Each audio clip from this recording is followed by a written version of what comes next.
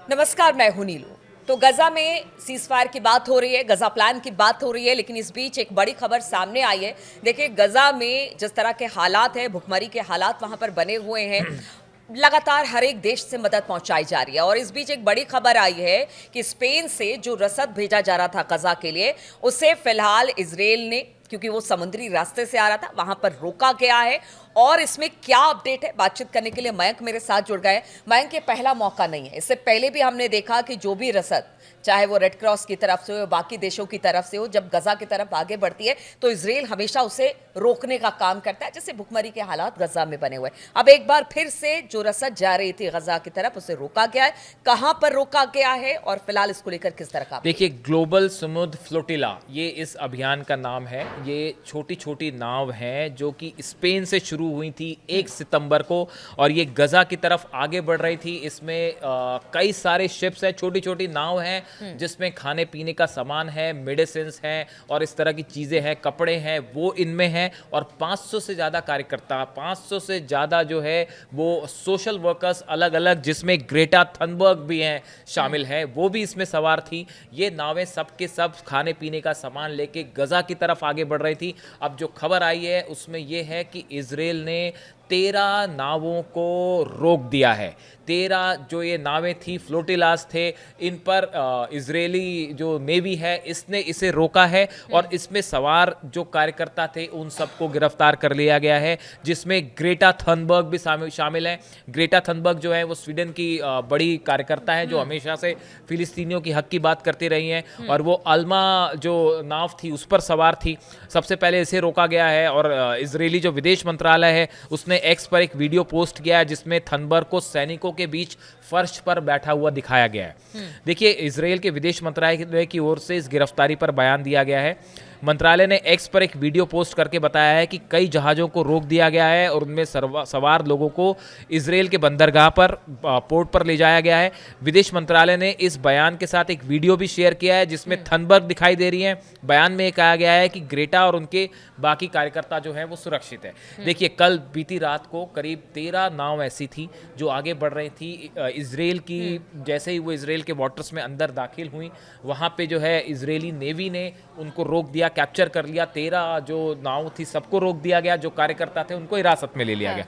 अब देखिए, इसमें बड़ी बात यह है कि इजराइल ने समुद्र के रास्ते गजा तक किसी भी तरह की जो सहायता पहुंचाई जा रही है उसके लिए वहां पे उसने बैरिकेडिंग कर रखी है समुद्र में, कि ताकि कोई भी जो है वो शिप अंदर ना आए। अब ये बड़े बड़े पैमाने पर देखिए गुस्सा देखा जा रहा है इजराइल के खिलाफ, फिलिस्तीनियों को लेकर। जिस तरह से वहां पे बम्बार्डमेंट हो रहा है और भूख से बच्चे मर रहे हैं, महिलाएं मर रही हैं, इनको हालात बहुत खराब है गजा में। इसलिए ये स्पेन से अभियान शुरू हुआ था 1 सितंबर को, और कई सारे शिप्स जो है, छोटी छोटी नाव जो है वो सामान लेके गजा की मदद के लिए समुद्र में निकल पड़ी थी। इसमें से 13 जो शिप्स थे, छोटी छोटी जहाज थे, इनको रोक दिया गया। इन कार्यकर्ताओं ने गिरफ्तारी के बाद इजराइल की इस कार्रवाई को अवैध बताया है। उन्होंने दुनिया से इस एक्शन के खिलाफ लोगों से आवाज उठाने की अपील की है। उनका कहना है कि वे हथियार नहीं बल्कि लोगों के लिए राहत की सामग्री लेके जा रहे थे।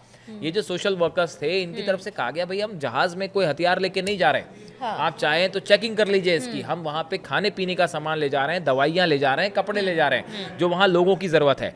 गाजा के लोगों को इसकी जरूरत है। थनबर्ग आल्मा नाम की फ्लोरिडा में थी, अब उन्हें अशदोद जो पोर्ट है इजराइल का, वहां ले जाया गया है। इसके साथ ही इजराइल ने आल्मा समेत सिरस, स्पेक्ट्रा, होगा, अदारा और डेर यासीन, ये वो सब शिप्स के नाम है छोटे छोटे, जिन सबको जो है फिलिस्तीन की ओर जो बढ़ रहे थे रोक दिया। नहीं, देखिए, हर बार ऐसा ही होता है कि इजराइल ये कहता है कि देखिए, इस शिप में या इस जहाज में या इस गाड़ी में शायद हमें लगा कि वहाँ पर हमास के लोग हैं या हथियार सप्लाई हो रहे हैं। पीछे भी हमने देखा एक रेड क्रॉस सोसाइटी के एम्बुलेंस पर भी जिस तरह वहाँ पर हमला किया और कितने सारे बेगुनाह मारे गए।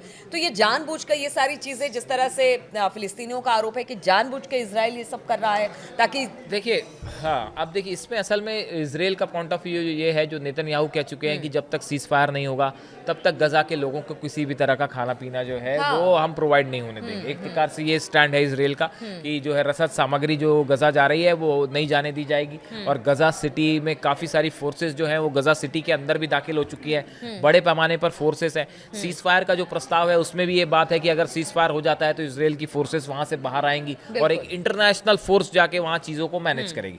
लेकिन अब देखिए, खासकर देखिए जैसे कल जब ये फ्लोटिलाज रोके गए, ये छोटी छोटी नावों को रोका गया, हाँ। इसके बाद जबरदस्त गुस्सा यूरोप में भी देखा जा रहा है। ट्यूनीशिया में तो इतना जबरदस्त कल प्रदर्शन हुआ, अगर आप उसकी तस्वीरें देखें, हजारों लोग, लाखों लोग सड़कों पर थे और इसराइल के खिलाफ प्रदर्शन कर रहे थे कि ये खाने पीने का सामान जो रोका गया ये ठीक नहीं है, ये मदद जो है वो फिलिस्तीनियों तक जानी चाहिए। इसको लेकर लगातार अपील हो रही है। तो देखिए, एक बड़े पैमाने पर यूरोप की तरफ से, अफ्रीका की तरफ से कई देश ऐसे हैं जो कि इस मामले में फिलिस्तीनियों के साथ खड़े हैं और लगातार उनकी तरफ से ये बात कही जा रही है कि भाई वॉर अपनी जगह है, लेकिन जो फिलिस्तीनी नागरिक हैं जिनका कोई लेना देना नहीं है इससे, उनके ऊपर बम्बार्डमेंट या उनके लिए खाना और दवाइयाँ पहुँचनी बहुत ज़रूरी है। और ये जो फ्लोटिलास थे, ये सुमुद फ्लोटिला, इस पे पूरे दुनिया भर की नज़र थी। इसमें कई नेल्सन मंडेला के पोते हैं बताया जा रहा, वो भी इसमें मतलब शामिल थे। अलग देशों से जो ह्यूमन राइट्स के लिए काम करते हैं उन लोगों की तरफ से भेजे जा हाँ, रहे उन थे लोगों ये की तरफ से ये भेजा गया था। और इस पे पूरी दुनिया की नजरें थी। जिस तरह से समुद्र में छोटी छोटी नौकाएं स्पेन से निकली,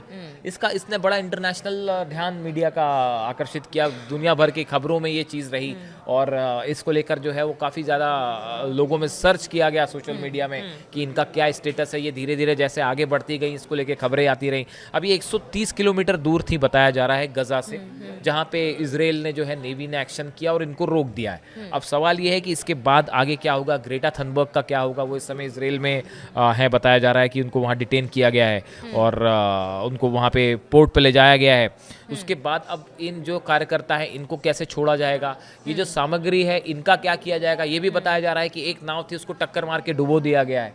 इस तरह की भी खबरें हैं। यानी इसराइल की तरफ से बैरिकेडिंग जारी है, किसी भी तरह की मदद पहुंचने से रोकने की पूरी कोशिश हो रही है। इस सिचुएशन में अब ये कार्यकर्ता क्या करेंगे, इस मदद राहत सामग्री का क्या होगा और क्या ये मदद आगे पहुंच पाएगी फिलिस्तीनियों तक, ये एक बड़ी बात है। और सीज फायर को लेकर क्या होता है उस पर तो हमारी नज़र है ही। अगले 48 घंटे के अंदर ऐसा लगता है कि 2 दिनों के अंदर सीज फायर को लेकर कोई बड़ा फैसला हो जाएगा।